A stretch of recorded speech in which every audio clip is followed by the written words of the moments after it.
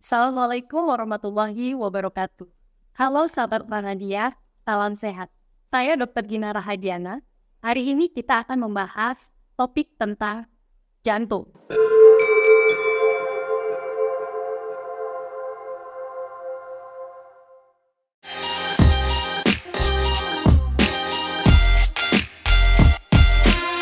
Hari ini bertepatan dengan Hari Jantung Sedunia yang jatuh pada tanggal 29 September 2024. Alhamdulillah hari ini kita kedatangan tamu spesial yaitu narasumber kita, Dr. Bagus, spesialis jantung dan pembuluh darah. Dokter, apa kabar? Alhamdulillah, selamat datang. Sebelum kita mulai pembahasan kita, kayaknya kita enaknya ada tampilan video yang harus dilihat oleh sahabat Malandia. Yuk kita lihat dulu.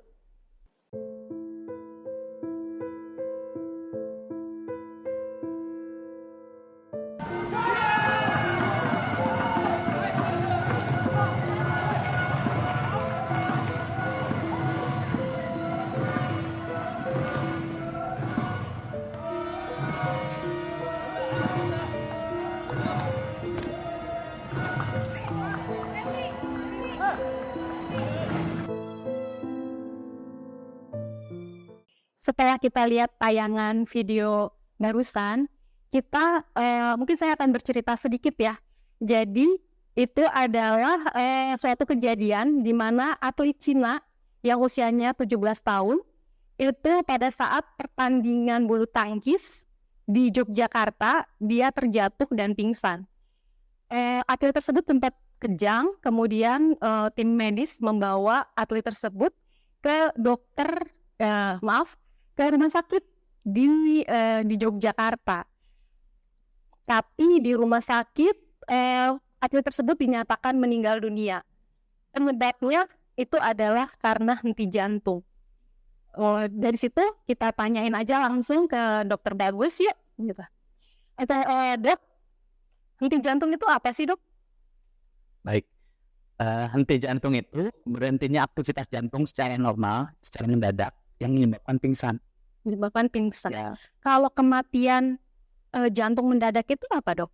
Kematian jantung mendadak secara definisi ya, Dok ya, apabila seseorang disaksikan oleh orang lain bergejala seperti pingsan, kemudian dalam 1 jam dia dinyatakan meninggal dunia, itu kita sebut sebagai kematian jantung mendadak.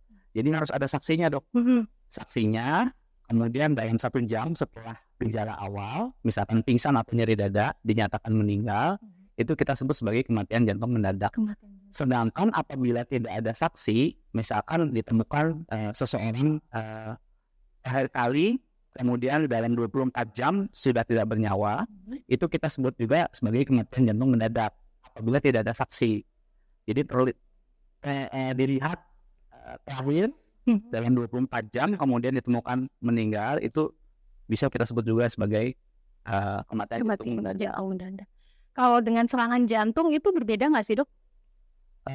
Berbeda ya. Jadi serangan jantung itu salah satu penyebab henti jantung atau kematian jantung mendadak.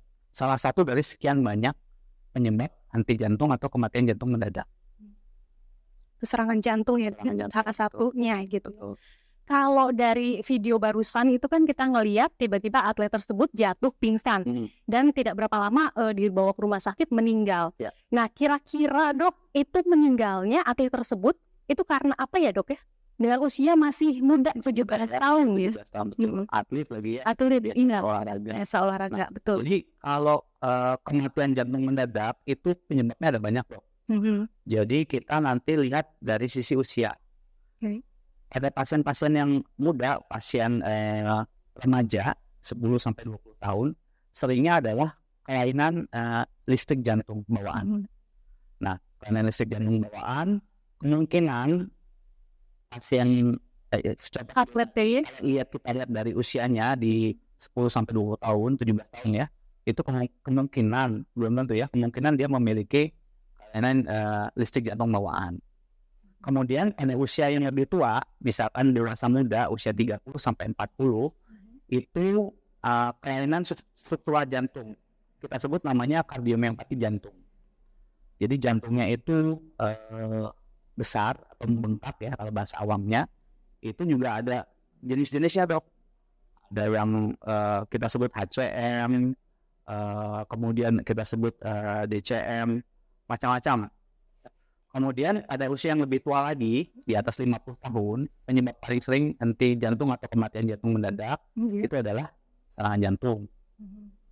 Misalkan kalau kita temukan pasien, contoh ya, pasien habis misal berolahraga sepeda atau bermain bulu tangkis ya, kemudian tidak lama kemudian kolaps ya. Nah, kalau usianya di atas 50 tahun, paling sering itu penyebabnya adalah serangan jantung. Jadi serangan jantung itu adalah salah satu dari sekian banyak penyebab henti jantung mendadak. Oke. Kalau ini kan atlet ya dok ya, kita kembali lagi ke tayangan tadi. Dia tuh kan atlet. Ada waktu dia masuk ke klub mungkin ya dok, itu ada pemeriksaan di awal kan, pemeriksaan kesehatan di awal. Dan kemudian pada saat berjalan pun dilakukan pemeriksaan yang rutin. Betul. Apakah dengan pemeriksaan itu tidak terdeteksi dok kelainan-kelainan kelistrikannya itu dok? Ya, penyebab henti jantung mendadak pada usia remaja itu memang seringkali disebabkan oleh gangguan kelistrikan jantung bawaan, di mana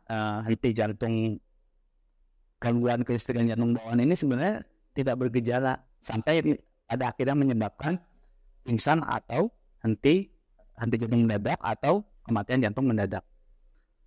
Adapun atlet, saya nggak tahu standarnya di China atau di Indonesia, tetapi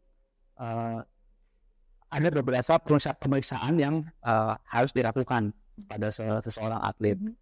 Pertama dengan pemeriksaan rekam jantung pada saat istirahat, kemudian pemeriksaan USG jantung atau kita sebut echokardiografi. Kemudian sebelum ke sana kita anamnesis dulu, kita tanya dulu riwayat keluarganya, apakah ada keluarga dengan riwayat kematian jantung mendadak atau keluarga dengan riwayat henti jantung mendadak atau pingsan.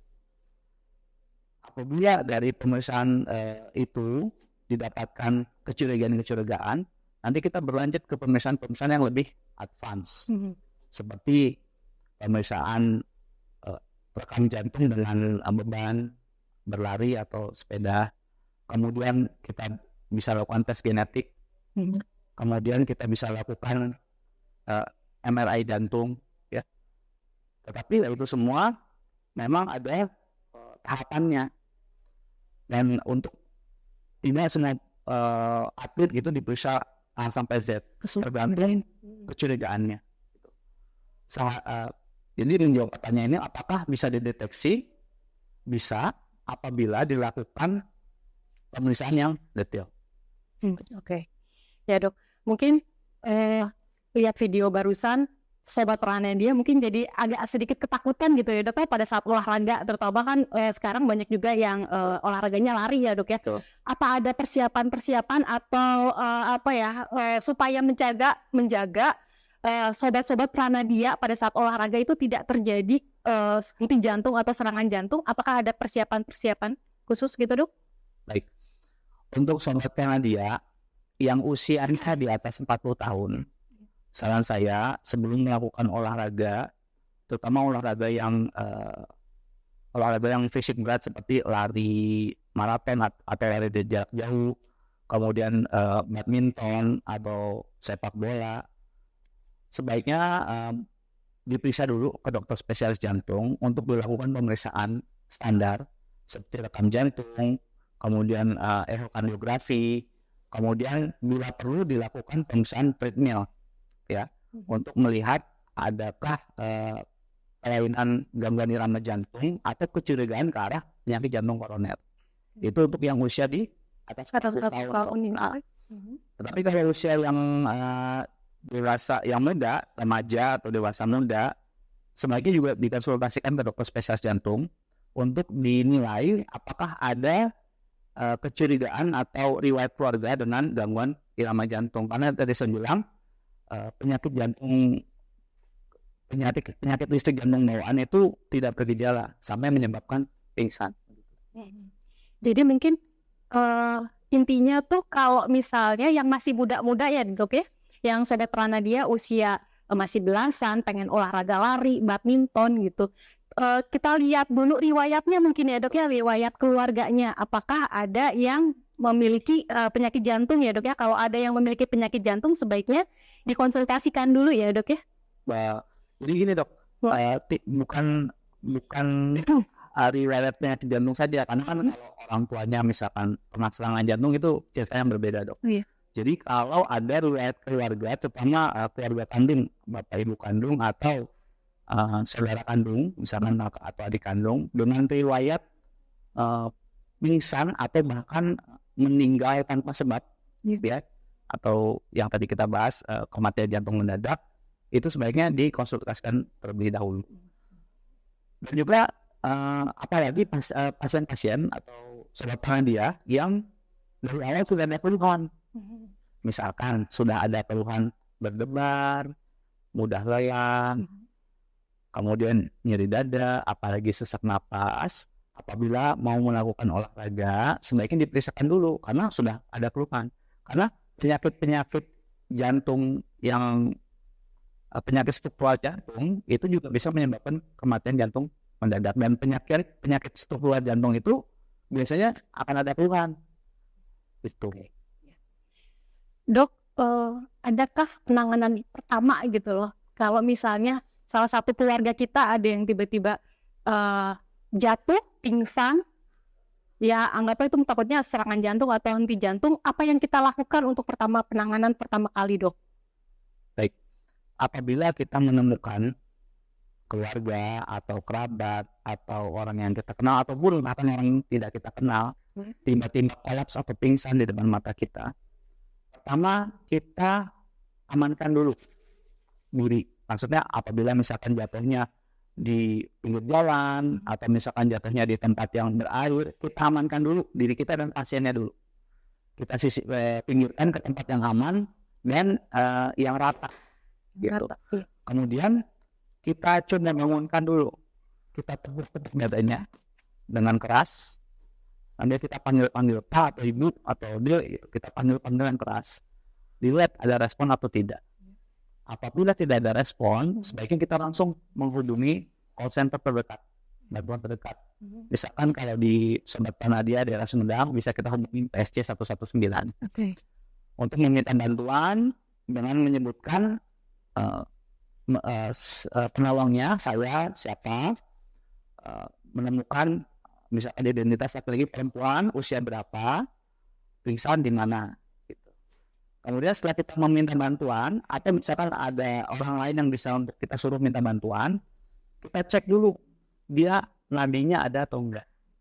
Kalau misalnya nadi itu kita lakukan dari leher depan, kita tarik ke samping dengan 2 jari. Kita lakukan ada denyut jantungnya nggak, denyut nadinya.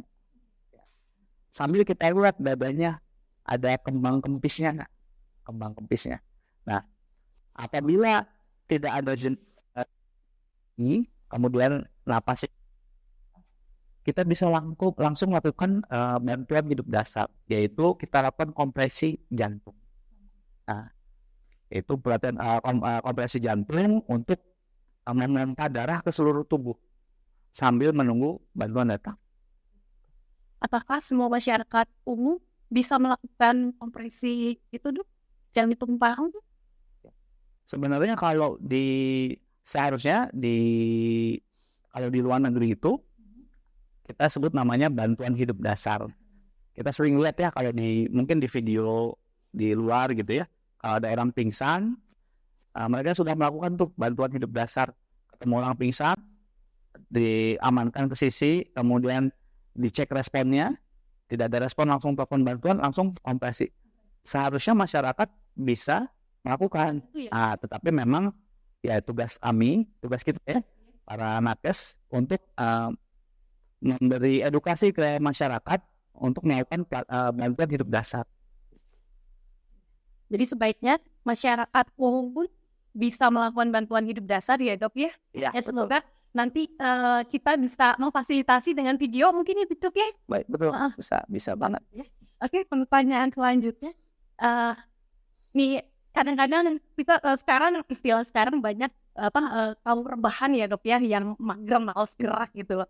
dengan video ini takutnya mereka tuh jadi ngapain olahraga, ya atlet yang si olahraga aja akhirnya meninggal gitu ya Dok ya. Nah pengen nih Dok dijelaskan untuk sobat-sobat Pranadia gitu.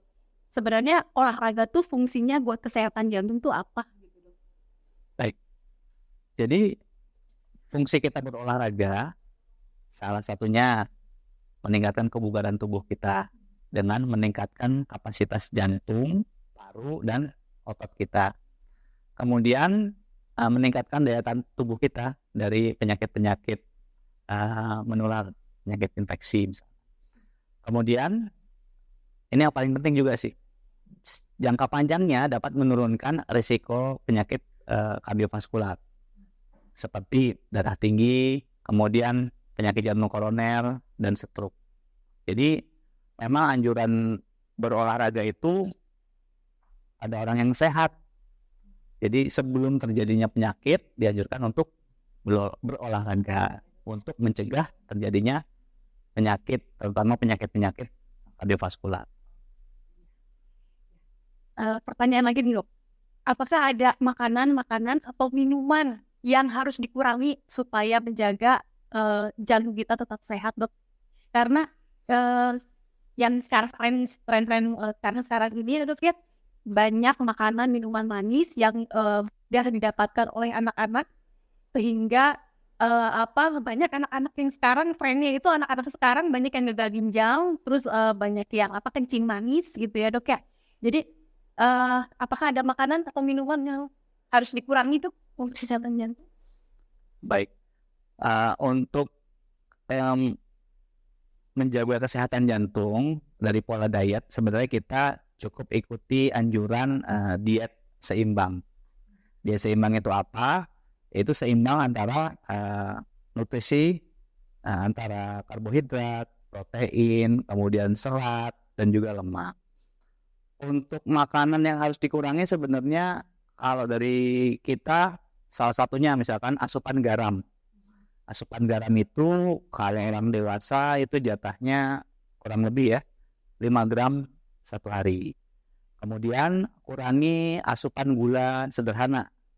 Seperti gula sederhana itu gula pasir ya, atau minuman berasa, minuman manis, atau makanan-makanan kue-kue yang manis itu anjurannya kurang dari 50 gram sehari ya. Kemudian perbanyak serat dan buah-buahan, jadi ditingkatkan porsi buah-buahan dan serat dan sayur. Kemudian untuk minyak juga dikurangin, minyak terutama minyak yang jenuh ya, minyak jenuh seperti minyak sawit ya, dikurangin.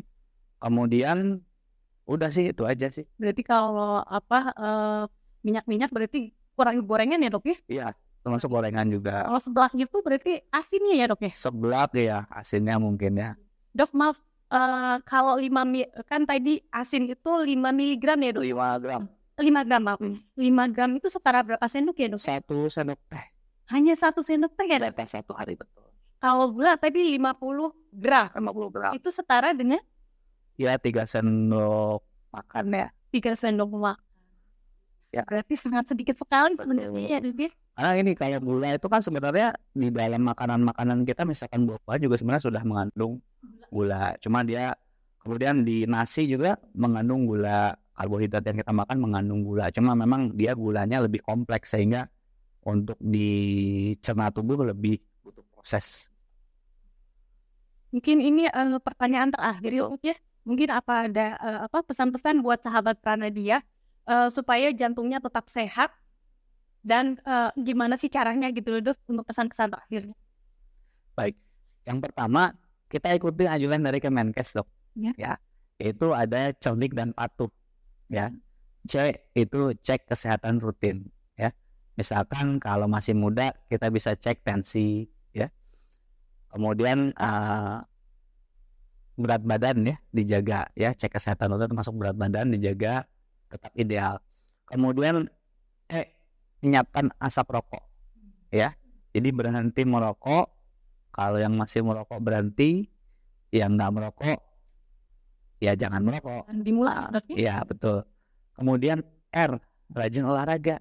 Nah, anjurannya secara umum olahraga itu 5 kali seminggu dengan durasi 30-60 menit.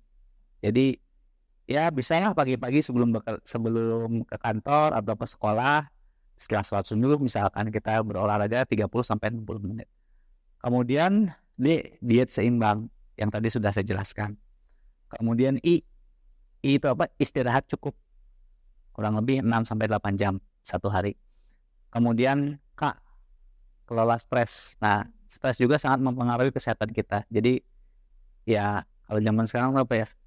Stres tuh kan suka banyak tuh yang stres tuh ya. Nah, sebenarnya stres itu harus dikelola agar tubuh kita tetap sehat. Kemudian patuh ya. Patuh itu kayaknya sama sebenarnya. Periksa kesehatan. Kemudian A, atasi penyakit. Nah, apabila misalkan Sobat Pranadia sudah ada yang berpenyakit, misalkan darah tinggi atau diabetes, itu diatasi penyakitnya yaitu dengan berobat secara teratur. Kemudian T, tetap diet seimbang. Diulang lagi sebenarnya ya, tetap diet seimbang. Kemudian U, upayakan aktivitas fisik. Jadi diingatkan kembali tetap beraktivitas fisik. Tadi 5 kali seminggu dengan durasi 30-60 menit. Yang terakhir H, hindari asap rokok, alkohol, hindari asap rokok dan alkohol. Karena ya kita ketahui kan asap rokok, merokok dan alkohol itu tidak baik bagi kesehatan tubuh. Ya, terima kasih banyak Dok penjelasannya. Semoga sobat-sobat Pranadia lebih teredukasi, mendapatkan informasi-informasi yang banyak. Dan jangan lupa teruskan pola hidup sehat. Baik, terima kasih Dr. Bagus atas penjelasannya. Sama-sama Trina. Sekian Sobat Pranadia podcast kita hari ini. Nantikan podcast-podcast kita selanjutnya. Tapi kalau Sobat Pranadia pengen topiknya dibahas gitu ya, ada apa, ingin dibahas apa, tulis aja di kolom komentar. Oke Sobat Pranadia, salam sehat, tetap sehat selalu, sampai jumpa.